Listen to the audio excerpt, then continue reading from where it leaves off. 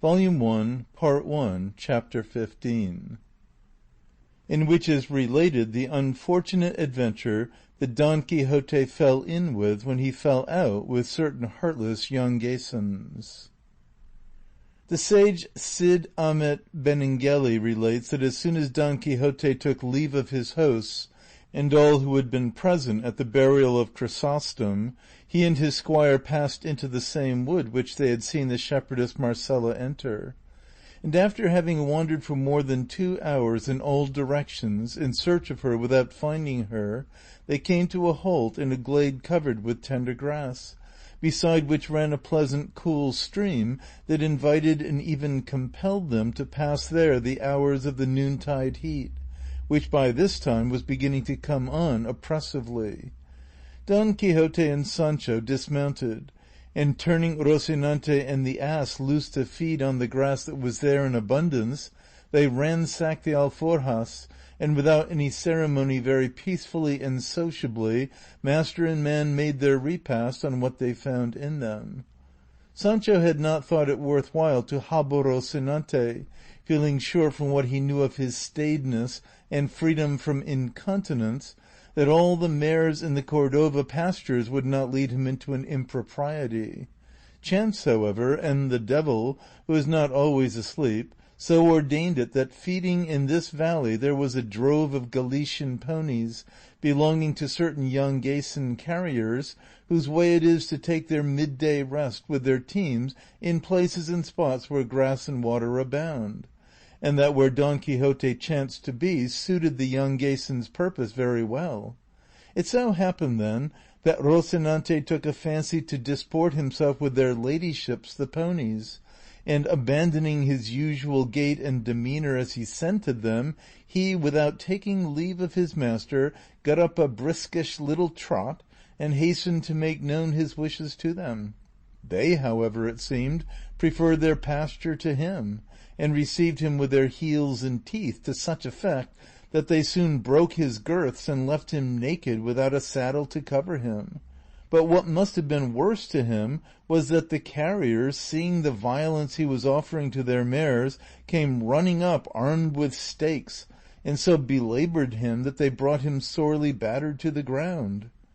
By this time Don Quixote and Sancho, who had witnessed the drubbing of Rocinante, came up panting, and said Don Quixote to Sancho, "So far as I can see, friend Sancho, these are not knights, but base folk of low birth. I mention it because thou canst lawfully aid me in taking due vengeance for the insult offered to Rocinante before our eyes." "What the devil vengeance can we take," answered Sancho, "if they are more than 20 and we no more than 2, or indeed, perhaps, not more than 1.5?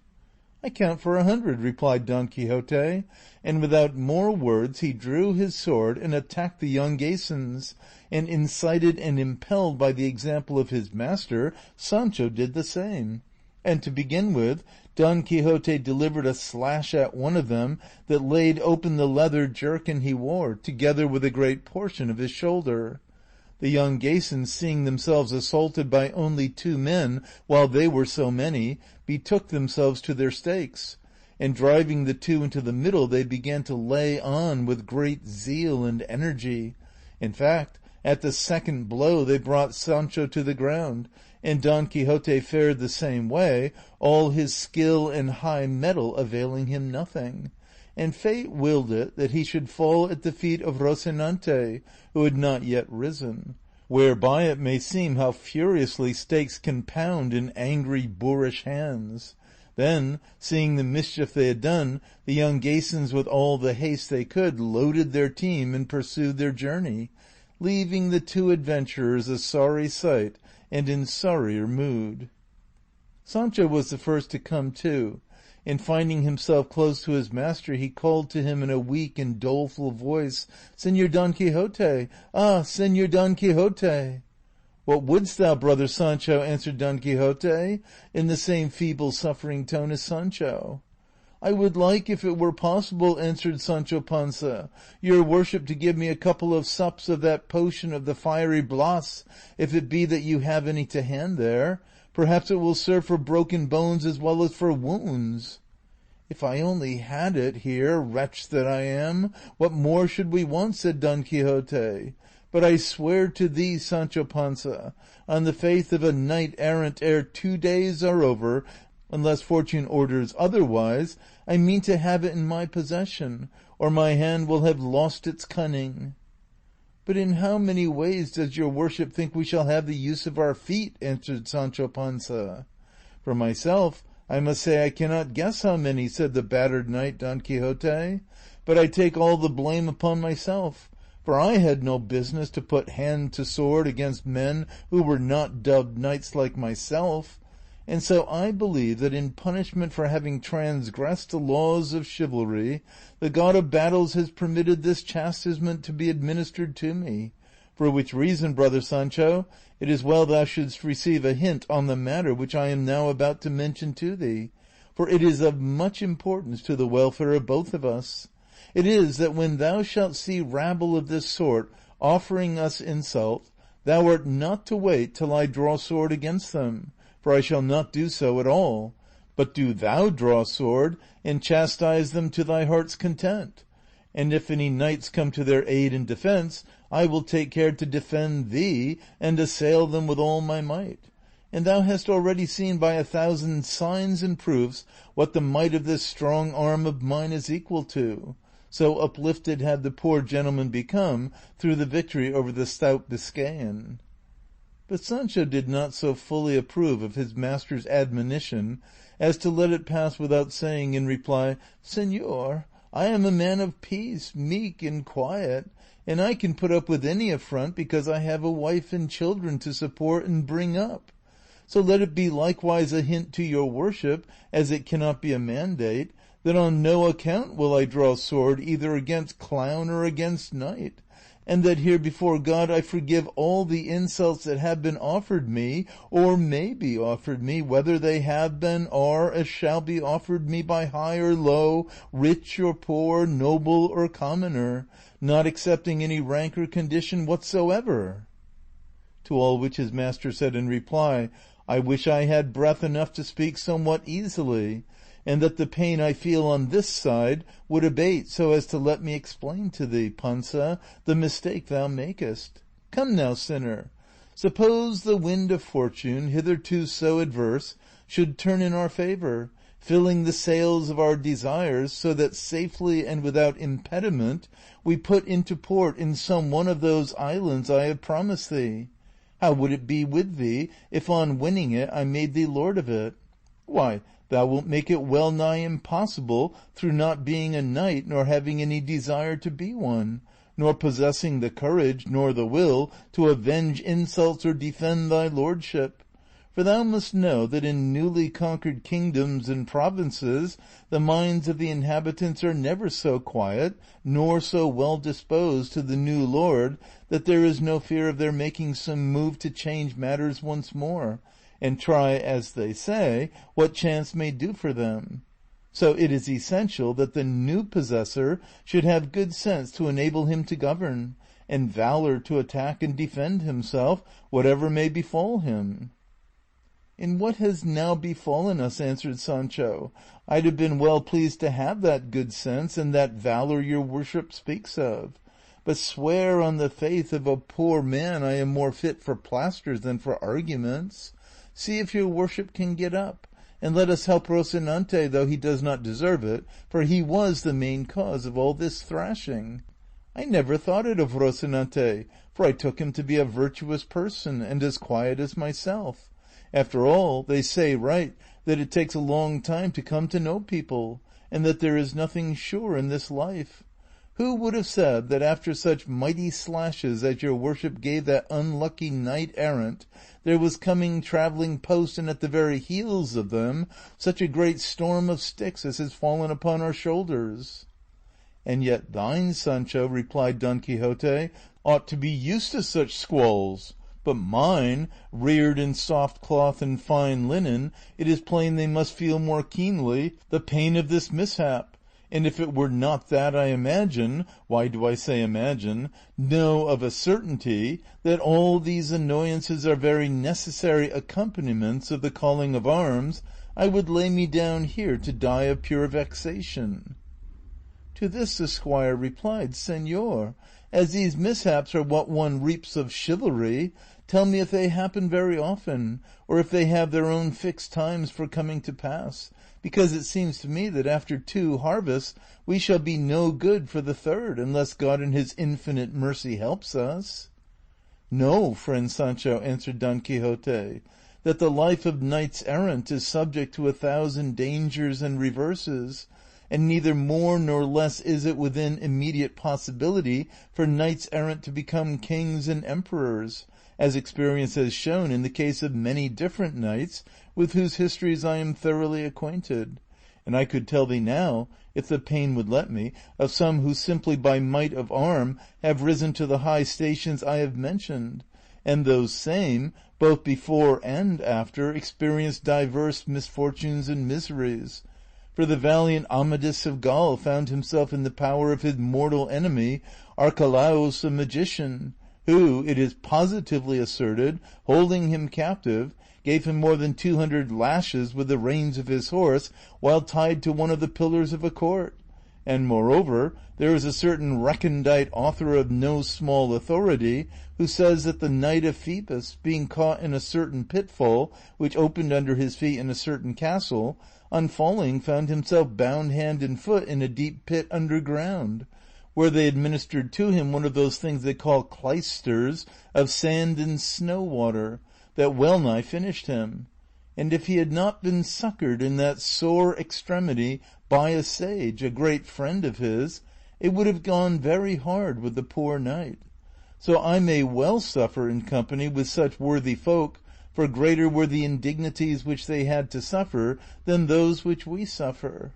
For I would have thee know, Sancho, that wounds caused by any instruments which happen by chance to be in hand inflict no indignity, and this is laid down in the law of the duel in express words. If, for instance, the cobbler strikes another with the last which he has in his hand, though it be in fact a piece of wood, it cannot be said for that reason that he whom he struck with it has been cudgelled. I say this, lest thou shouldst imagine that because we have been drubbed in this affray, we have therefore suffered any indignity, for the arms those men carried, with which they pounded us, were nothing more than their stakes, and not one of them, so far as I remember, carried rapier, sword, or dagger." "They gave me no time to see that much," answered Sancho, "for hardly had I laid hand on my tizona when they signed the cross on my shoulders with their sticks in such style that they took the sight out of my eyes and the strength out of my feet, stretching me where I now lie, and where thinking of whether all those stake strokes were in indignity or not gives me no uneasiness, which the pain of the blows does, for they will remain as deeply impressed on my memory as on my shoulders." "For all that, let me tell thee, brother Panza," said Don Quixote, "that there is no recollection which time does not put an end to, and no pain which death does not remove." "And what greater misfortune can there be," replied Panza, "than the one that waits for time to put an end to it and death to remove it? If our mishap were one of those that are cured with a couple of plasters, it would not be so bad; but I am beginning to think that all the plasters in a hospital almost won't be enough to put us right." "No more of that; pluck strength out of weakness, Sancho, as I mean to do," returned Don Quixote, "and let us see how Rosinante is, for it seems to me that not the least share of this mishap has fallen to the lot of the poor beast." "There is nothing wonderful in that," replied Sancho, "since he is a knight errant too. What I wonder at is that my beast should have come off scot-free where we come out scotched." "Fortune always leaves a door open in adversity in order to bring relief to it," said Don Quixote. "I say so because this little beast may now supply the want of Rocinante, carrying me hence to some castle where I may be cured of my wounds; and moreover I shall not hold it any dishonor to be so mounted, for I remember having read how the good old Silenus, the tutor and instructor of the gay god of laughter, when he entered the city of the 100 Gates went very contentedly mounted on a handsome ass." "It may be true that he went mounted as your worship says," answered Sancho, but there is a great difference between going mounted and going slung like a sack of manure." To which Don Quixote replied, "Wounds received in battle confer honor instead of taking it away, and so, friend Panza, say no more, but, as I told thee before, get up as well as thou canst, and put me on top of thy beast in whatever fashion pleases thee best, and let us go hence ere night come on and surprise us in these wilds." "And yet I have heard your worship say," observed Panza, "that it is very meet for knights errant to sleep in wastes and deserts the best part of the year, and that they esteem it very good fortune." "That is," said Don Quixote, "when they cannot help it, or when they are in love; and so true is this that there have been knights who have remained 2 years on rocks, in sunshine and shade and all the inclemencies of heaven, without their ladies knowing anything of it. And one of these was Amadis, when under the name of Beltenebros he took up his abode on the Peña Pobre for, I know not if it was 8 years or 8 months, for I am not very sure of the reckoning. At any rate he stayed there doing penance for I know not what pique the Princess Oriana had against him. But no more of this now, Sancho, and make haste before some other mishap like Rosinante's befalls the ass." "The very devil would be in it in that case," said Sancho, and letting off 30 oaths and 60 sighs and 120 maledictions and execrations on whomsoever it was that had brought him there, he raised himself, stopping halfway bent like a Turkish bow without power to bring himself upright, but with all his pains he saddled his ass, who too had gone astray somewhat, yielding to the excessive license of the day. He next raised up Rocinante, and as for him, had he possessed a tongue to complain with, most assuredly neither Sancho nor his master would have been behind him. To be brief, Sancho fixed Don Quixote on the ass and secured Rocinante with a leading rein, and taking the ass by the halter, he proceeded more or less in the direction in which it seemed to him the high road might be. And, as chance was conducting their affairs for them from good to better, he had not gone a short league when the road came in sight, and on it he perceived an inn, which to his annoyance and to the delight of Don Quixote must needs be a castle.